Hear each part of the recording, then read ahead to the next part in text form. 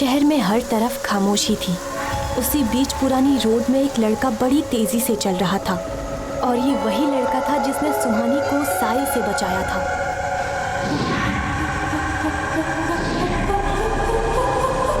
क्यों बचाया तूने उसे? प्लीज मासूम लोगों की जानें लेना बंद करो। तुम अच्छी तरह से जानते हो अब ये मौतें कभी नहीं रुकेंगी। अब मैं तुम्हें ये जाने लेने नहीं दूंगा।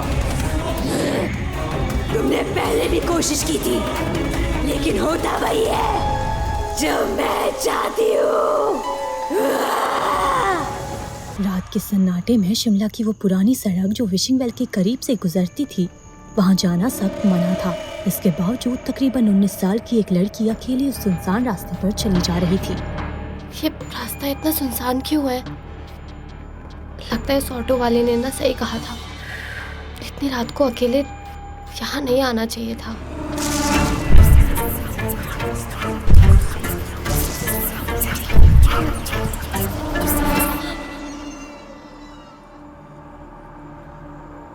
यहाँ तो कोई भी नहीं है, फिर वो कदमों की आवाज।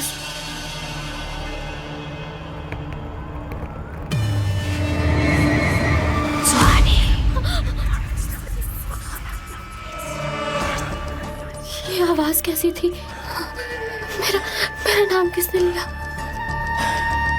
अचानक से सुहानी की नजर एक परछाई पर गई जो उसकी तरफ ही बढ़ रही थी, लेकिन उसे ये नहीं समझ आ रहा था कि जब आसपास कोई है ही नहीं तो ये डरावनी परछाई है किसकी। वो बहुत डर गई थी, इसीलिए घबरा कर और भी तेज चलने लगी।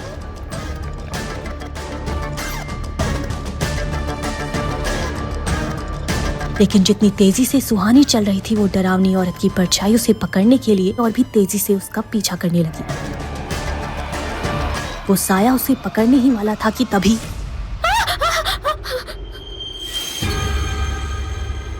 डरो मत, मेरे साथ चलो।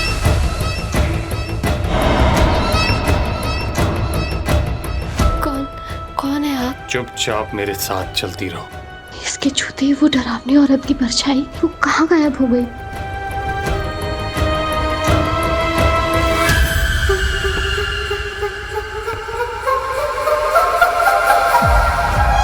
पैदल चलते हुए वो दोनों हॉस्टल के गेट के पास पहुंचते हैं। अंदर जाओ और आगे से रात को बाहर मत निकलना। सुहानी उस लड़के का चेहरा देखना चाहती थी, इसीलिए बेल बजाने के बाद वो उस लड़के का चेहरा देखने के लिए झुकी ही थी कि तभी। कौन हो तुम? और इस वक्त यहाँ क्या कर रही हो? मैम वो जल्दी बोलो, हॉस्टल बंद करने का वक्त हो गया है। मैम सुहानी शर्मा, मैंने सेंट थॉमस कॉलेज में एडमिशन लिया है और मेरे लिए यहाँ रूम भी बुक्ड है। इस वक्त यहाँ अकेले आ गई? नो मैम, मेरे साथ ये।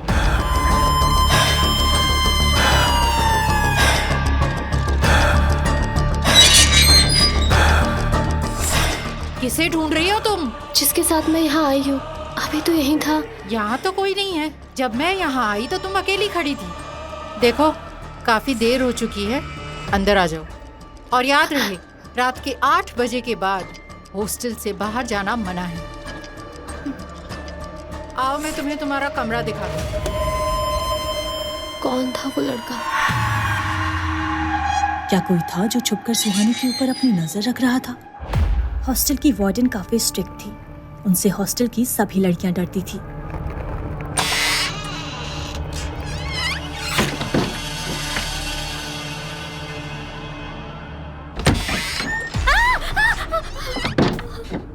तो तुम मेरी नई रूममेट हो।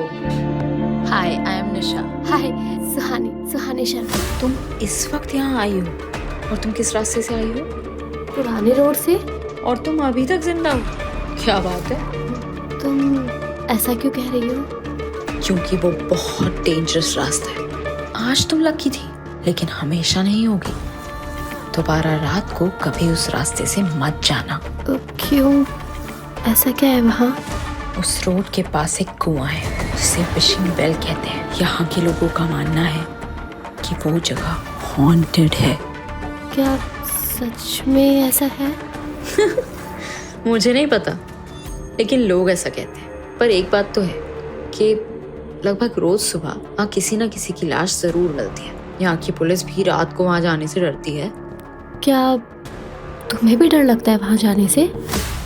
निशा तो गहरी नींद में सो गई थी, लेकिन सुहानी को नींद नहीं आ रही थी। बार बार उसके दिमाग में उस परछाई और उस लड़के का ख्याल आ रहा था। आखिर था कौन वो लड़का? उसके आने से वो परछाई कहाँ चली गई थी? कहीं वो परछाई मुझे मारने तो नहीं आई थी? वो लड़का, उसने मुझे क्यों बचाया होगा? दूसरी तरफ पुरानी रोड के पास वाले कुएं पर एक औरत पहुंचती है। उसके एक हाथ में एक छोटा कैमरा और दूसरे हाथ में एक टॉर्च था। ऐसा लग रहा था कि वो कुछ छानबीन करने के लिए वहां आई है।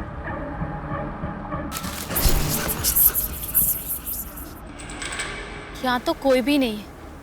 बेकार में ही लोगों ने आत्मा की कहानी फैला रखी है और कोई इसका फायदा उठाकर यहाँ के लोगों को मार रहा है।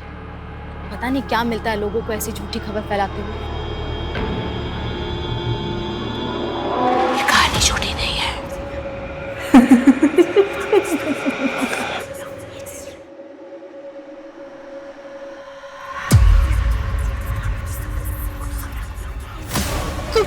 कौन है तुम्हारी? डर के कारण सुहानी की नींद टूट जाती है। वो देखती है कि निशा गहरी नींद में सो रही है और खुद से कहती है, ओह गॉड, कितना भयानक सपना था।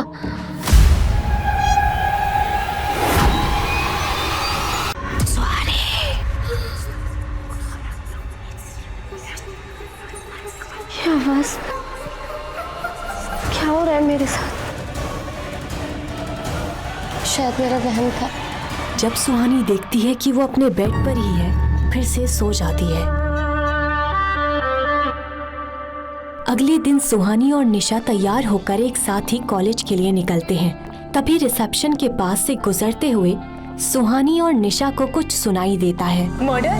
हाँ, कल पुराने रोड पर एक और मर्डर हुआ, ठीक उसी विशिंग वेल के सामने, और आज सुबह वहाँ पे उसी लड़की की लाश मिली है। ये मैं क्या सोच रही हूँ? ये इत्तेफाक भी तो हो सकता है। शायद इसी वजह से मुझे वो सपना आया हो।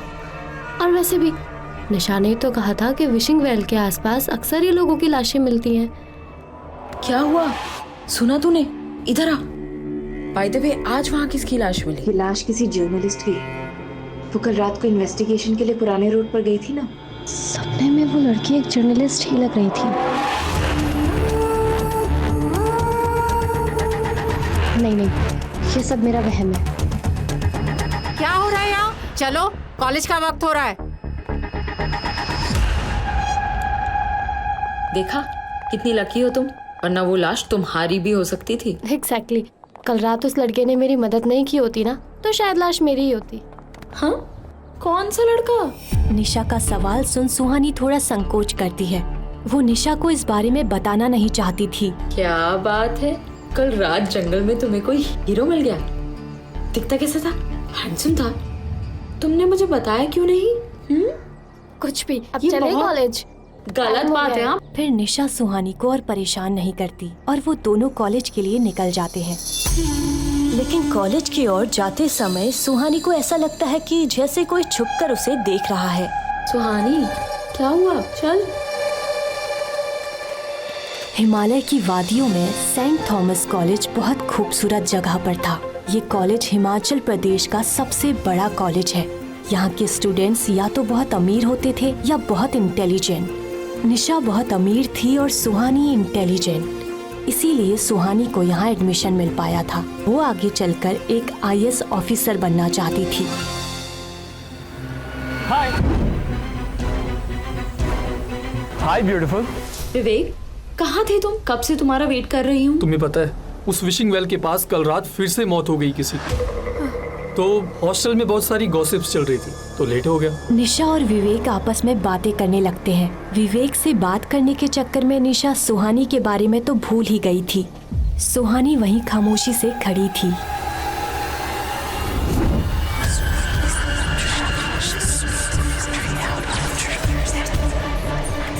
वो ध्यान लगाकर समझने की कोशिश करती है कि वो आवाज़ कहाँ से आ रही है और उस आवाज़ का पीछा करते हुए कॉलेज के पीछे चली जाती है। सुहानी निशा और विवेक से काफ़ी दूर कॉलेज के पीछे आ जाती है। वो जगह बिल्कुल सुनसान थी, वहाँ कोई भी स्टूडेंट नहीं था। सुहानी के ठीक सामने एक बड़ा सा बरगद का पेड़ था।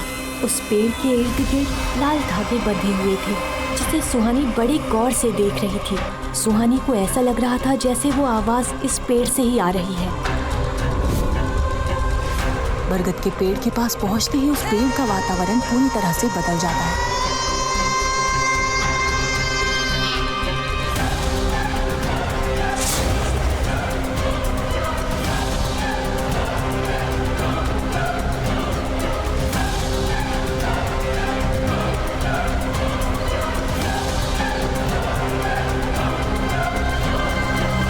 निशा के छूते ही सुहानी उसकी तरफ मुड़ती है। ऐसा लग रहा था कि वो अब तक होश में नहीं थी। पेड़ के आसपास का माहौल फिर से नॉर्मल हो जाता है। तुम इधर उधर क्या देख रही हो और तुम यहाँ क्या कर रही हो? सुहानी कोई जवाब नहीं दे पाती है क्योंकि उसे खुद को समझ नहीं आ रहा था कि वो वहाँ कैसे पहुँच गई। तुम्हें यहाँ नहीं आना चाहिए था। यहाँ स्टूडेंट्स का आना मना है। ये पेड़ हॉन्टेड है। हॉन्टेड? कुछ महीने पहले इस पेड़ पर एक लड़की ने फांसी लगाकर सुसाइड कर लिया था, इसलिए कॉलेज मैनेजमेंट ने इसे तांत्रिक से बंधवा दिया और इस तरफ हमारा आना मना है। किसकी लाश? कौन थी वो लड़की? निशा, बोलो कौन थी वो लड़की? छोड़ो ये सब, चलो यहाँ से। अच्छा, उसका नाम? निशा, उस लड़की का नाम क्या था? सुहानी, मुझे नहीं पता। छोड़ो ना ये सब, मुझे तुम्हें किसी से मिलवाना है। सुहानी और निशा के जाते ही उस जगह का माहौल फिर से बदल जाता है और जोरों से किसी के हंसने की आवाज वहाँ गूंजने लगती है। Vivek, meet my roommate Suhani and Suhani meet my boyfriend Vivek. Hi Suhani, nice to meet you. आज कॉलेज में हर जगह कल रात हुए हादसे की बात हो रही थी। वो जर्नलिस्ट कॉलेज भी आई थी ना? हाँ, और वो उस विशिंग वेल के बारे में कुछ पूछ रही थी। निशा, उस कुएं को विशिंग वेल क्यों कहते हैं? तुम्हें पता नहीं है क्या? चलो मैं बताता हूँ। यहाँ के लोग मानते हैं कि उस कुएं के पास जाकर जो कुछ भी मांगो वो तुम्हें मिल जाता है। मिल तो जाता है, लेकिन उसके बदले में कुछ ऐसा छीन लिया जाता है जो तुम्हें बहुत प्यारा होता है। कहते हैं वहाँ सालों से एक आत्मा रहती है जो लोगों की विशेस पूरी करती है। पता नहीं विशेस पूरी होती है या नहीं, लेकिन कम से कम शिमला के लोग तो बिल्कुल नहीं जाते। सुहानी को ये कहानी काफी दिलचस्प लग रही थी। वो इस बारे में और भी जानना चाहती थी, लेकिन निशा उसे क्लास में चलने के लिए कहती है। सुहानी, निशा और विवेक एक साथ क्लास की तरफ बढ़ जाते हैं। तभी एक लग्जरी कार कॉलेज कैंपस में आकर रुकती है। उस कार के वहाँ आते ही कॉलेज कैंपस में बिल्कुल खामोशी छा जाती है। जब कार का दरवाजा खुलता है तो उसके अंदर से एक बहुत खूबसूरत औरत बाहर आती है। वो दिखने में इतनी खूबसूरत थी कि लड़के ही नहीं बल्कि लड़कियां भी उसे देखती रह जाती हैं। वो औरत कार से उतरकर कॉलेज के अंदर जाती है। चलते हुए वो औरत सुहानी के पास से गुजरती है तो वो सुहानी को एक नजर देखकर आगे बढ़ जाती है। उस औरत को देखकर सुहानी को अजीब सी बेचैनी हो रही थी। उसके वहाँ से जाने के बाद सभी चैन की सांस लेते हैं। ये लो, फिर से आ गई मैडम। हाँ, आएगी भी क्यों नहीं? कल पुराने रोड पर मर्डर जो हुआ है। ये है हमारी कॉलेज की ट्रस्टी मिस पद्मिनी सिंघानिया। ये बहुत ही अजीब है यार। कुछ लोगों का मानना है कि ये इस शहर में तभी दिखती है जब विशिंग वेल के पास किसी की मौत होती है। लेकिन सुहानी के फिर कुछ कहने से पहले ही निशा उसे और विवेक को क्लास के अंदर ले जाती है। सुहानी ये सोचकर परेशान हो रही थी कि कॉलेज की ट्रस्टी पद्मिनी सिंघानिया, जिन्हें वो आज पहली बार मिली है, वो उसे अजीब तरह से घूर क्यों रही थी।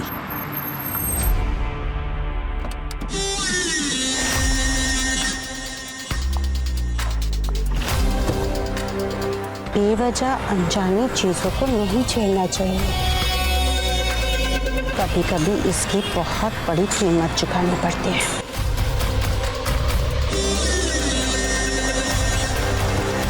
ये अभी अभी क्या बकवास करके गई? वही तो मैं सोच रही हूँ। छोड़, चल। रात के 3 बजे थे। शहर में हर तरफ खामोशी थी। उसी बीच पुरानी रोड में एक लड़का बड़ी तेजी से चल रहा था और ये वही लड़का था जिसने सुहानी को साई से बचाया था।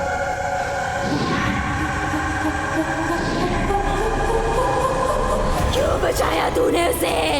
प्लीज मासूम लोगों की जानें लेना बंद करो। तुम अच्छी तरह से जानते हो अब ये मौतें कभी नहीं रुकेंगी। अब मैं तुम्हें ये जाने लेने नहीं दूंगा। तुमने पहले भी कोशिश की थी लेकिन होता वही है जो मैं चाहती हूँ।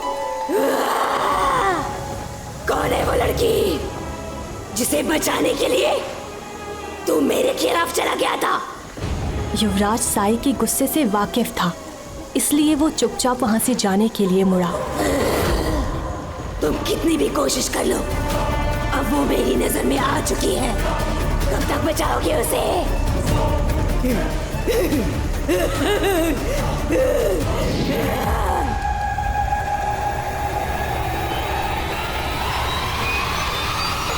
मेरी मदद करो, मुझे बचाओ यहाँ से, मेरी मदद करो।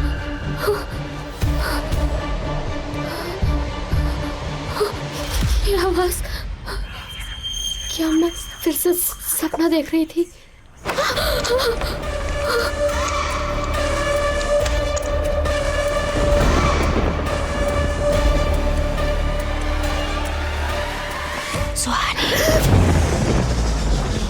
वो आवाज सुनकर सुहानी वहीं फ्रीज हो जाती है। अगले ही पल वो आवाज दरवाजे की तरफ से आती है तो सुहानी दरवाजे की तरफ मुड़ती और आगे बढ़ने लगती है।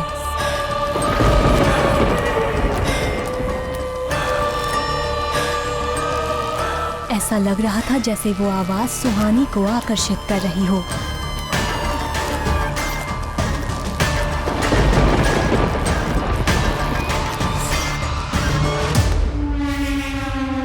किसी के छूते ही सुहानी होश में आ जाती है और हैरानी से अपने आसपास देखने लगती है। उसे समझ नहीं आ रहा था कि वो यहाँ कैसे आ गई। इतनी रात को कहाँ जा रही थी? मैम, वो तुम लड़कियों को समझ नहीं आता क्या? मैं कहीं नहीं जा रही थी, वो एक आवाज आई और सुहानी की ऐसी हालत देखकर वार्डन के चेहरे के भाव बदल जाते हैं। पता नहीं मेरे साथ क्या हो रहा है। ठीक है, तुम जाओ अपने कमरे में जाकर सो जाओ।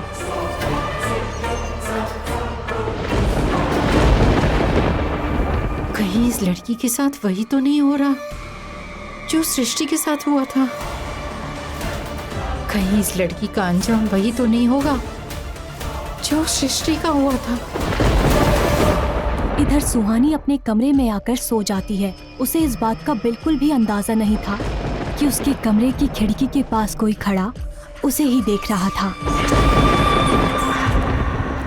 सुबह हो गई थी लेकिन निशा और सुहानी अभी भी गहरी नींद में सो रहे थे। तभी उनके कमरे के दरवाजे पर कोई दस्तक देता है और वो उठकर दरवाजा खोलती है। सुहानी, तुमसे कोई मिलने आया है। मुझसे? आओ।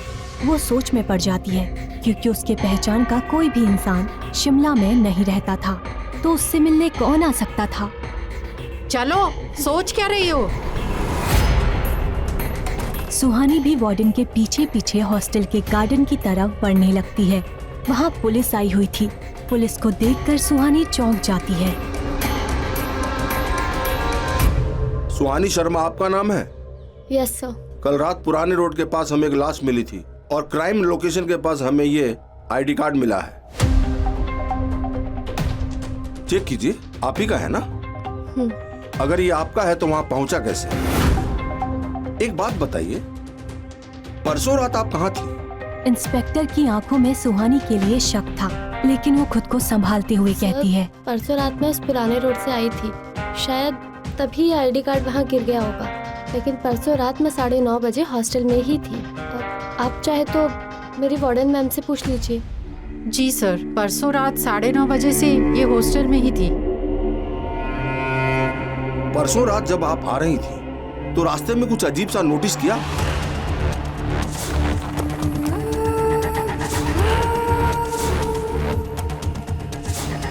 नो सर, मैंने कुछ अजीब नहीं देखा। सुहानी जानती थी कि जो भी उसने पुराने रोड पर देखा था उस बात पर कोई भरोसा नहीं करेगा। ठीक है, आप जा सकती हैं। Thank you sir. इसलिए सुहानी वो बातें पुलिस से शेयर नहीं करती। इस लड़की पर नजर रखना, कहाँ जाती है, किससे मिलती है, क्या करती है, ये सारा रिकॉर्ड मुझे चाहिए। कुछ देर बाद सुहानी निशा के साथ कॉलेज चली जाती है। तभी कार से एक हैंडसम लड़का बाहर निकलता है। उसकी पर्सनैलिटी बहुत शानदार थी। पूरे कॉलेज की नजर उस लड़के पर जाकर रुक जाती है।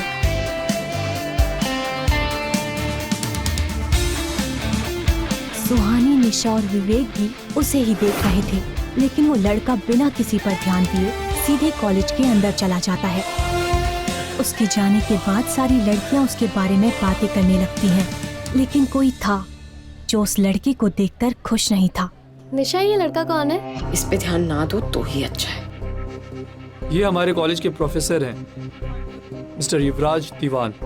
इनके पापा कॉलेज के ट्रस्टी हैं, मिस्टर यशवंत दीवान। वैसे तो सर एक बिजनेसमैन है, लेकिन पढ़ाना इनकी हॉबी है, इसलिए कॉलेज में पढ़ाने आ जाते हैं। लेकिन निशा इतना क्यों चिढ़ रही है युवराज सर से? हम कॉलेज अटेंड कर लें या फिर तुम दोनों को बकवासी करनी है? विवेक और सुहानी निशा के गुस्से को देखते हुए आगे कुछ नहीं कहते।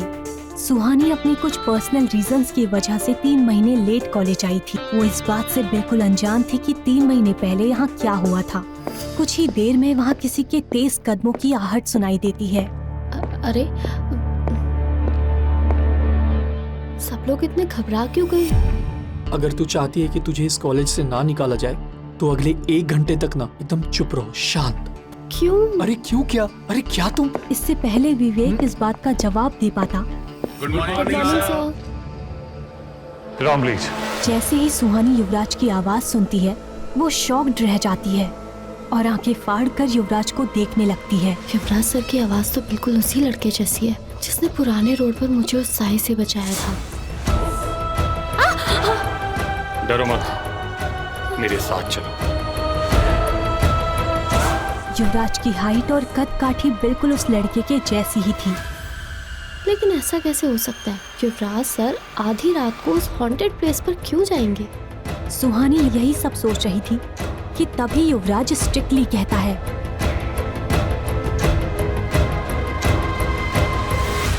ये क्लास पढ़ाई करने के लिए है। जिसको अपने ख्यालों में खोना है वो क्लास से बाहर जा सकता है। सुहानी इतनी तेज आवाज सुनकर अपने ख्यालों से बाहर आती है। उसे ये समझने में देर नहीं लगती कि युवराज ने ये सब उसके लिए ही कहा था। सुहानी युवराज से नजर हटाकर अपनी किताबों पर ध्यान देने लगती है। युवराज क्लास में एक लेक्चर दे रहा था और सुहानी उसे एकटक देख रही थी। युवराज ये बात अच्छे से नोटिस कर रहा था, लेकिन वो रिएक्ट नहीं कर रहा था। तभी सुहानी को फिर से वही आवाज सुनाई देती है, मेरी मदद करो, मुझे बचाओ यहाँ से, मेरी मदद करो। जैसे ही सुहानी वो आवाज सुनती है युवराज अचानक से खामोश हो जाता है। कुछ देर बाद युवराज को याद आता है कि वो क्लास में है और वो बिना कुछ कहे बीच में ही क्लास छोड़कर चला जाता है। वो आवाज आते ही युवराज सर खामोश क्यों हो गए थे? क्या उन्होंने भी वो आवाज सुनी?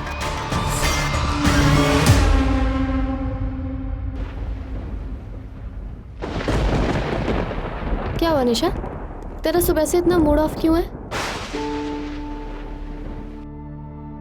कोई बात है तो तू मुझे बता सकती है। वो युवराज दीवान, जब भी उसे देखती हूँ ना मेरा खून खौल उठता है। चला क्यों नहीं जाता वो कॉलेज से? यार ये युवराज सर की स्टोरी क्या है और तू उनसे इतना गुस्सा क्यों रहती है? सुहानी, तुमसे पहले मेरे रूम में एक लड़की रहती थी जिसका नाम सृष्टि था और वो मर चुकी है। और उसकी मौत का जिम्मेदार और कोई नहीं बल्कि वो युवराज दीवान है। सुहानी यही सब सोच रही थी कि तभी उसकी नजर अपने कमरे की खिड़की पर जाती है। एक पल के लिए उसे ऐसा लगता है जैसे कोई खिड़की के बाहर उसे देख रहा था।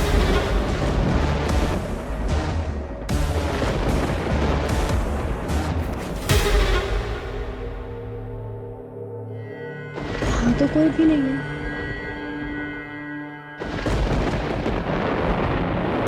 3 बज रहे थे। पूरे शहर में अंधेरा और सन्नाटा छाया हुआ था। पहाड़ी पर बना सेंट थॉमस कॉलेज बहुत ही डरावना दिख रहा था।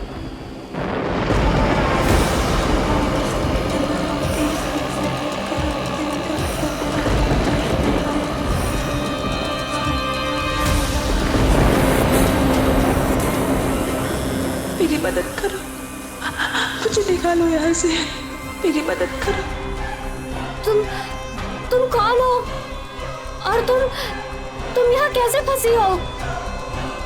तुम्हें यहाँ से आजाद कैसे किया जा सकता है? इस पेड़ में जो लाल रंग का धागा बंधा हुआ है।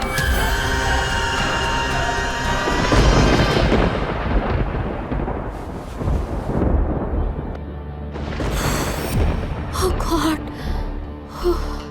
फिर से एक सपना।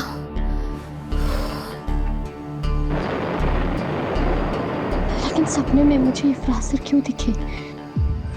अगले दिन कॉलेज पहुंचकर सुहानी सबसे पहले कॉलेज के पीछे उसी बरगद के पेड़ के पास जाती है, जहां से उसे रोज आवाजें सुनाई दे रही थी। पेड़ के पास पहुंचकर वो देखती है कि वहां पहले से ही एक लड़का खड़ा था। यहाँ पर तो आना किसी को अलाउड नहीं था। फिर ये कौन है? सॉरी सृष्टि, तुम्हारी इस हालत का जिम्मेदार मैं हूँ। ये सुनकर सुहानी चौंक जाती है। वो युवराज की आवाज को अच्छे से पहचानती थी। युवराज सर यहाँ? और वो माफी किससे मांग रहे हैं? क्या निशा सच बोल रही थी? सृष्टि की मौत के जिम्मेदार युवराज सर है? तुम यहाँ क्या कर रही हो? वो मैं आपको थैंक यू बोलने आई हूँ सर। क्यों? उस रात आपने मेरी जान बचाई थी। What do you mean? मैंने तुम्हारी जान को बचाई? युवराज सुहानी को इस तरह से देख रहा था जैसे इससे पहले उसने सुहानी को देखा ही नहीं हो। सर वो उस रात पुराने रोड पर जब मैं अकेले हॉस्टल जा रही थी और कोई मेरा पीछा कर रहा था। डरो मत, मेरे साथ चलो। तब आपने तो मुझे सेफली हॉस्टल पहुंचाया था। तुम्हारा दिमाग खराब हो चुका है, मैं तुम्हें जानता भी नहीं। ये कहकर युवराज वहाँ से जाने लगता है। तभी सुहानी पीछे से कहती है, मुझे भी वो आवाजें सुनाई देती हैं। कौन सी आवाजें? इस पेड़ से आवाजें आती हैं, एक लड़की की आवाज। और क्या कहती हैं वो आवाजें? वो मदद मांगती है। अब मुझे पूरा यकीन हो गया कि तुम्हें इलाज की सख्त जरूरत है। तुम्हारा दिमाग खराब हो चुका है।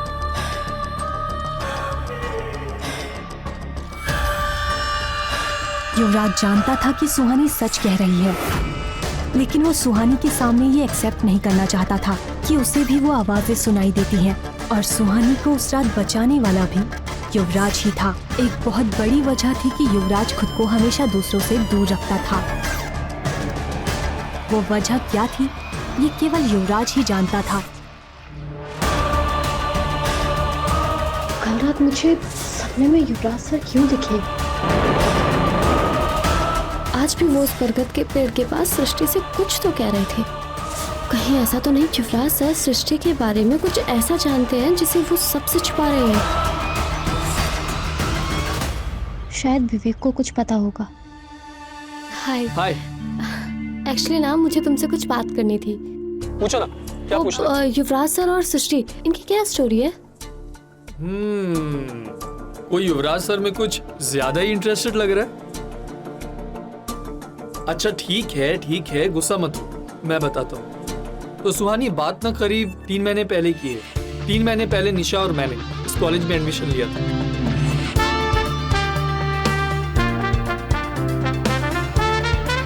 उस वक्त सृष्टि 2nd ईयर में थी। सृष्टि निशा की रूममेट थी। हॉस्टल में जो बेड अभी तुम्हारा है ना, वो पहले सृष्टि का था। हमें तो कॉलेज आते ही पता चल गया था कि सृष्टि युवराज सर से पागलपन की हद तक प्यार करती है, लेकिन युवराज सर उसमें कुछ खास इंटरेस्ट नहीं ले रहे थे। वो बार बार युवराज सर के करीब जाने की कोशिश करते रहती थी, लेकिन युवराज सर उससे दूर ही रहते थे।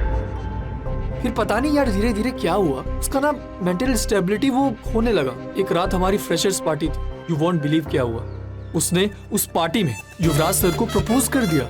Can you imagine? I love you. Yuvraj sir काफी गुस्सा हो गए। इनफैक्ट उन्होंने सबके सामने सृष्टि को बुरी तरह से डांटा और खुद से दूर रहने की वार्निंग भी दे दी।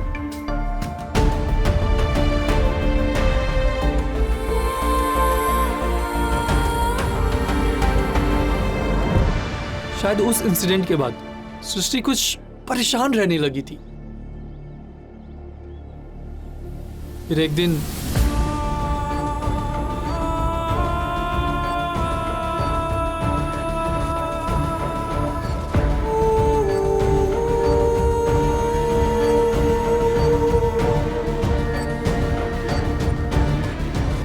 सृष्टि निशा की रूममेट थी और उससे काफी अटैच थी and that's why she hates Yuvraj sir. तो तुम्हें क्या लगता है इन सब में युवराज सर की गलती थी? सुहानी देखो, निशा को कुछ बोलना मत, लेकिन मुझे तो नहीं लगता कि युवराज सर की कुछ भी गलती है। यार वो लड़की उनके पीछे ही पड़ गई थी। आफ्टर ऑल वो हमारे कॉलेज के प्रोफेसर है कि नहीं, उनकी भी एक रेपुटेशन है। हाँ मैं मानता हूँ कि उन्हें पार्टी में इस तरह से उसको डांटना नहीं चाहिए था, लेकिन तुम्हारे लिए मेरे पास एक सुपर्ब एडवाइस है। एडवाइस कैसी? देखो आई नो युवराज सर काफी हैंडसम है, गुड लुकिंग है, चार्मिंग है, लेकिन तुम ना उनके चक्कर में मत पड़ना। तुम्हारी वहाँ कोई भी दाल नहीं गलने वाली, लिख के ले लो। क्या हो रहा है यहाँ? हाँ मेरे पीठ के पीछे। अरे बेबी कैसी हो? मैं सुहानी को अपना लेटेस्ट जोक सुना रहा था। विवेक ने जो कुछ बताया था उसे सुनकर सुहानी की अनजाने में ही सही, लेकिन युवराज की ओर दिलचस्पी बढ़ने लगी थी। अब ना चाहते हुए भी हर वक्त सुहानी के दिमाग में युवराज का ही ख्याल रहने लगा, लेकिन वो जितना युवराज के करीब जाने की कोशिश करती वो उससे उतनी ही दूरी बढ़ा लेता था। ऐसे ही एक महीना बीत गया। अब सुहानी युवराज को और बेहतर जानने लगी थी, लेकिन युवराज था जो किसी भी लड़की को भाव नहीं देता था, सुहानी को भी नहीं।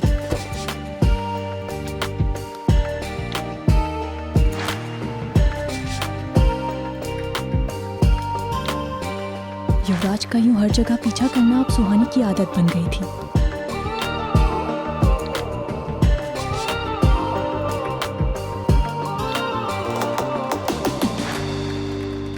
लेकिन शायद युवराज को पता था कि सुहानी उससे सृष्टि की रहस्यमय मौत के बारे में ही सवाल करेगी, जिसका जवाब देना उसके लिए मुश्किल हो जाएगा।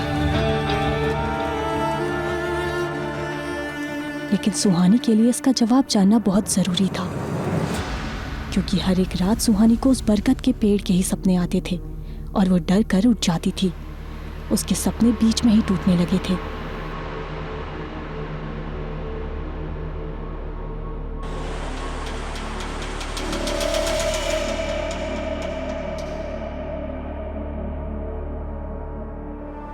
फिर एक रात बरगद के पेड़ के पास पहली बार सुहानी को सृष्टि की आत्मा दिखी। सृष्टि, क्या ये तुम हो? हाँ मैं सृष्टि हूँ। तुम्हारी ये हालत किसने की? मेरी ये हालत उस साये ने की है। किस साये ने? उस विशिंग वेल की साये ने, जो रास्ते में लोगों का शिकार करती है। वो सारी कहानियां सच्ची हैं। तुम्हारी मौत का भी कारण वो ही साया है। हाँ लेकिन उसने तुम्हारे साथ ऐसा क्यों किया? मैं तुम्हारी मदद कैसे कर सकती हूँ? मुझे तांत्रिक विद्या से यहाँ बांधा गया है, इसीलिए मुझे मुक्ति नहीं मिल रही है। इस पेड़ में जो लाल रंग का धागा बंधा हुआ है, उसे कल पूर्णिमा की रात को 12 बजे तुम्हें खोलना पड़ेगा, तभी मुझे मुक्ति मिलेगी। तो साया तुम्हें ऐसा करने से रोकने की कोशिश करेगी। लेकिन उस साई ने तुम्हें यहाँ क्यों बांध के रखा है?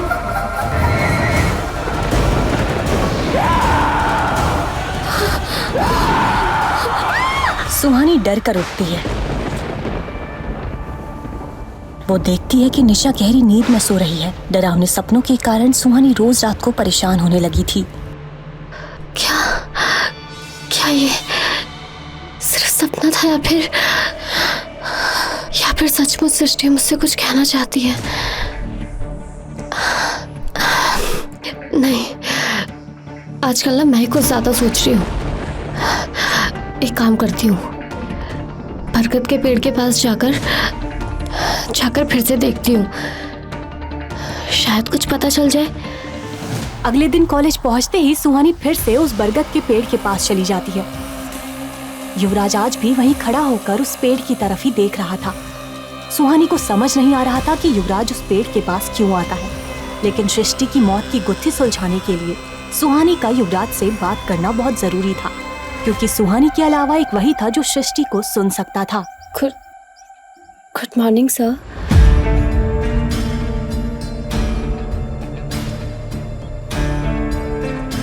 तुम यहाँ क्या कर रही हो? तुम जानती नहीं कि कॉलेज के स्टूडेंट्स का यहाँ पर आना मना है? सर आप मान क्यों नहीं लेते हैं? आपको फिर सृष्टि की आवाजें सुनाई देती हैं। युवराज उसकी बात सुनकर हैरान हो जाता है, लेकिन वो सुहानी के सामने कुछ भी एक्सप्रेस नहीं करता है। युवराज को इस बात की उम्मीद नहीं थी कि सुहानी अब तक सृष्टि की आवाजें सुन पा रही है। फिर भी वो सुहानी को इग्नोर करके वहाँ से जाने लगता है। सर मैं जानती हूँ सृष्टि को कैसे आजाद किया जा सकता है।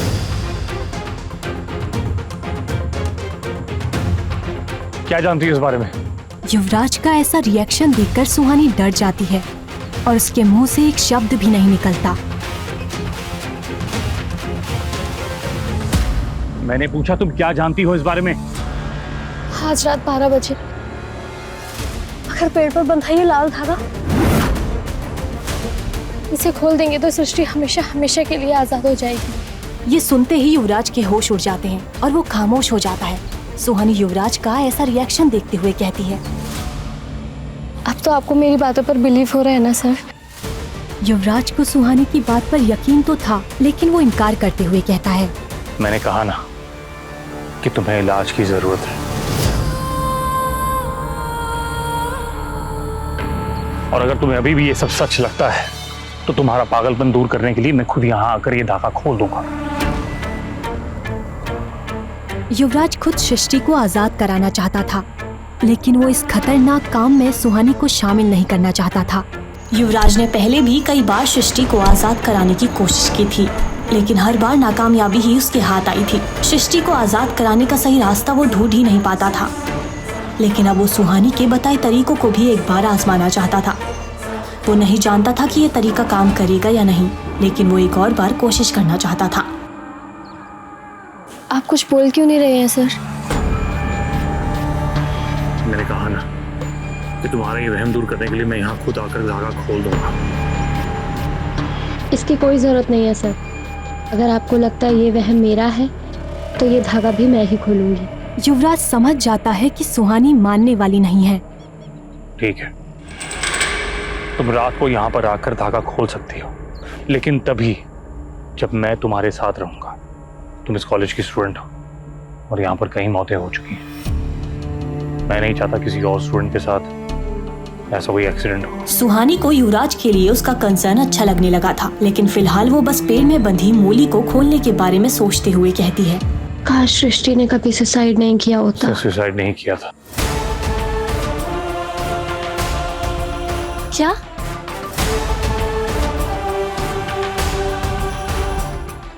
कुछ नहीं। फिर सुहानी वहाँ से चली जाती है, लेकिन युवराज वहीं रुककर उस पेड़ पर बंधे लाल धागे को देखने लगता है। सुहानी को सृष्टि की आवाजें कैसे सुनाई देती हैं?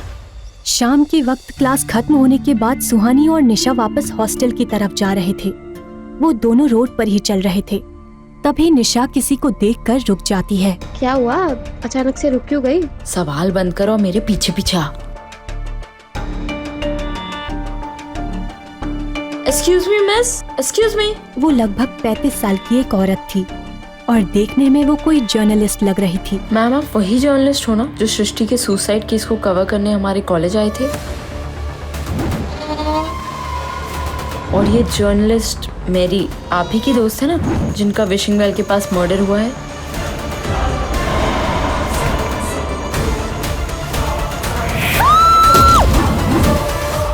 ओह sorry, my name is Nisha और ये है सुहानी। हम दोनों सेंट थॉमस के ही स्टूडेंट्स हैं। क्या कर रही है निशा? मुझे दिखाई नहीं देता वो तुझसे बात नहीं करना चाहती है। तू बस देखती जा। ये क्या, इसका पापा भी मुझसे बात करे। आजा। मैम मुझे सृष्टि सुसाइड केस के बारे में आपसे बात करनी है। निशा के ऐसा कहते ही वो लेडी पैदल ही आगे बढ़ने लगती है। ऐसा लग रहा था जैसे वो बस निशा से दूर जाना चाहती हो। मैम सृष्टि मेरी रूममेट थी और उसके बारे में मुझे आपसे बात करनी है। और वो जर्नलिस्ट आपकी दोस्त जिनका विशिंग वेल के पास मर्डर हुआ है, उसकी इन्वेस्टिगेशन में मैं आपकी मदद कर सकती हूँ। तुम मेरी क्या मदद कर सकती हो? निशा उस जर्नलिस्ट से सृष्टि की मौत के बारे में इंफॉर्मेशन चाहती थी। निशा सोच ही रही थी कि वो क्या कहे, तभी उसकी नजर सुहानी पर पड़ती है और उसे एक आइडिया आता है। जिस रात मेरी का मर्डर हुआ था, उस रात उस रास्ते से गुजरने वाला आखिरी इंसान सुहानी थी और सुहानी ने वहां कुछ अजीब देखा था, है ना सुहानी? बता। ये पागल हो गई है क्या? कुछ भी बोल रही है। क्या सच में तुम मैरी के मर्डर के बारे में कुछ जानती हो? तो हम आपको सब कुछ बताएंगे, लेकिन पहले आपको मुझे बताना होगा सृष्टि के सुसाइड के पीछे कौन रिस्पॉन्सिबल है। सृष्टि ने सुसाइड नहीं किया था, उसका मर्डर हुआ था।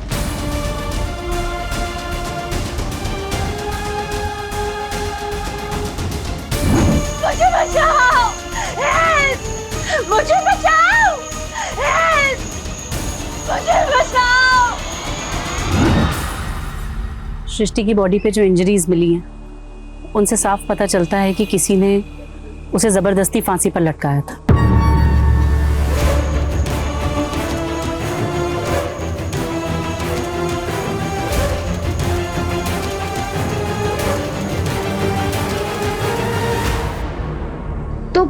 ये बात बाहर क्यों नहीं आई? क्योंकि शिमला के कुछ पावरफुल लोग इस बात को दबाना चाहते हैं। सुहानी और निशा उस जर्नलिस्ट की बात सुनकर हैरान हो जाते हैं, लेकिन वो लोग इस बात से अनजान थे कि कोई था जो छुपकर उन पर नजर रख रहा था। कौन है वो लोग जो इस बात को दबाना चाहते हैं? मिस पद। वो इतना ही कह पाई थी, तभी उसके गले में तेज दर्द होता है और वो अपना गला पकड़ लेती है।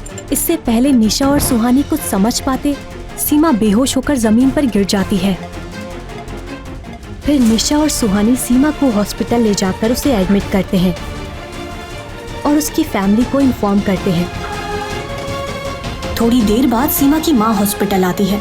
निशा उनको सारी बातें बताती है, लेकिन डॉक्टर के बाहर आते ही वो तीनों डॉक्टर से सीमा के बारे में पूछते हैं। सुहानी उसका नाम जानना चाहती थी, जो सीमा कहते कहते रुक गई थी, लेकिन डॉक्टर समझाते हुए कहते हैं कि सीमा से फिलहाल कोई भी ऐसा सवाल ना पूछा जाए जिससे उसे कोई स्ट्रेस हो। ये सुनकर निशा और सुहानी इसके आगे कोई भी सवाल नहीं करते और वो दोनों हॉस्टल के लिए निकल जाते हैं। रात के 9 बज रहे थे। चारों तरफ अंधेरा और सन्नाटा था कि तभी सुहानी के पीछे कुछ हरकत हुई। सुहानी के चेहरे पर डर साफ झलक रहा था। यार निशा, तुझे कुछ महसूस हो रहा है क्या? हाँ, बहुत ठंड लग रही है और भूख तो उससे भी ज्यादा लग रही है। वो नहीं इडियट, मतलब किसी के आसपास होने का एहसास। लो, मैडम को यहाँ पे भी भूत दिखने लगे। सुहानी, मैं क्या सोच रही थी ना, आज इस आत्मा को दिख जाने दे, फिर हम ना इसका ऑटोग्राफ लेके सारे शहर में उनकी कॉपियां बेचेंगे। सोच, हम कितने अमीर हो जाएंगे। साई के चिल्लाते ही सुहानी और निशा गिर जाते हैं। निशा बेहोश हो जाती है।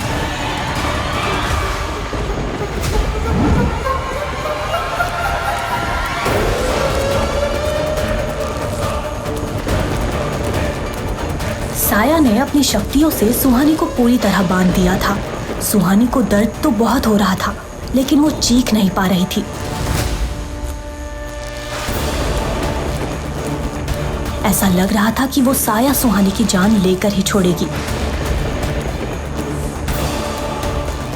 सुहानी का दर्द बढ़ता ही जा रहा था, लेकिन तभी एक तेज रोशनी सुहानी के बदन पर पड़ती है और वो साया सुहानी को आजाद कर देती है।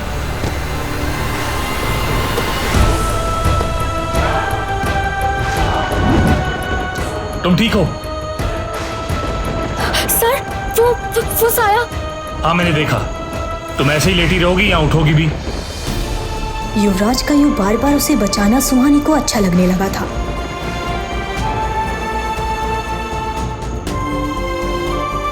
थैंक यू सर, आपने मुझे फिर से बचा लिया। फिर से? सर, आप मान क्यों नहीं जाते? उस दिन इसी रोड पर आपने मुझे बचाया था। युवराज को पता था कि सुहानी सच कह रही है, लेकिन वो उससे ये बात छुपाना चाहता था। कौन है आप? इससे पहले कि सुहानी कुछ और पूछती, युवराज की नजर बेहोश पड़ी निशा पर गई।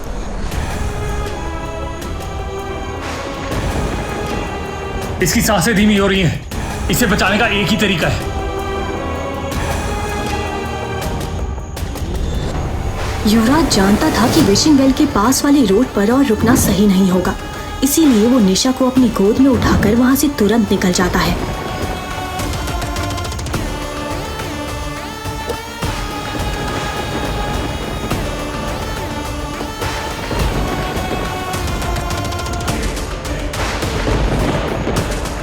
फिर वो कार को हॉस्टल की तरफ बढ़ा देता है। युवराज खामोशी से ड्राइव कर रहा था और सुहानी फ्रंट सीट पर बैठी हुई थी। सुहानी बीच बीच में तिरछी नजरों से युवराज को देख रही थी। ये बात युवराज भी नोटिस कर रहा था। आज पूर्णिमा की रात है। सृष्टि को आजाद करने के लिए बरगद के पेड़ के पास जाना ही होगा। आज हमें वो धागा खोलना है। मुझे याद है। युवराज का जवाब आता है। फिर वो कुछ देर रुककर आगे कहता है, मुझे अभी भी लगता है कि तुम्हें वहां नहीं जाना चाहिए। मैं वहां खुद जाकर धागा खोल दूंगा। नहीं, मैं भी साथ जाऊंगी। क्या युवराज और सुहानी सृष्टि को आजाद करा पाएंगे? आखिर कैसे हुई थी सृष्टि की मौत? कौन है उसकी मौत का जिम्मेदार? क्या इस रहस्य का आज होगा पर्दाफाश? क्या युवराज और सुहानी सृष्टि को आजाद कराने में होंगे सफल, या फिर उनके साथ होने वाली है कोई अनहोनी? क्या सीमा को कुछ ऐसा पता था जिससे सारे राज खुलने वाले थे? क्या सीमा की सच्चाई बताने से पहले ही ले ली जाएगी उसकी जान?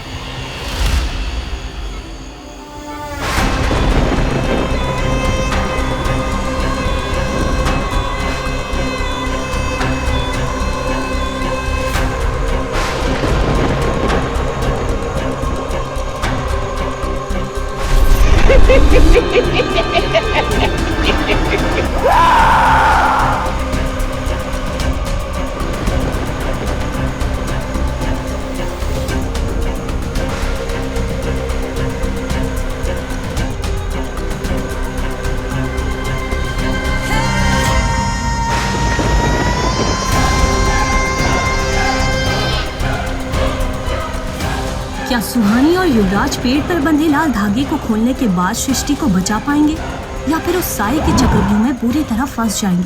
जानने के लिए सुनते रहिए साया, अ कर्स्ड लव स्टोरी, सिर्फ पॉकेट FM ऐप पर। आगे की कहानी जानने के लिए देखिए अगला एपिसोड सिर्फ पॉकेट FM के YouTube चैनल पर, और साया अ कर्स्ड लव स्टोरी के सारे एपिसोड्स को सुनने के लिए डिस्क्रिप्शन में दी लिंक से डाउनलोड करें पॉकेट FM ऐप।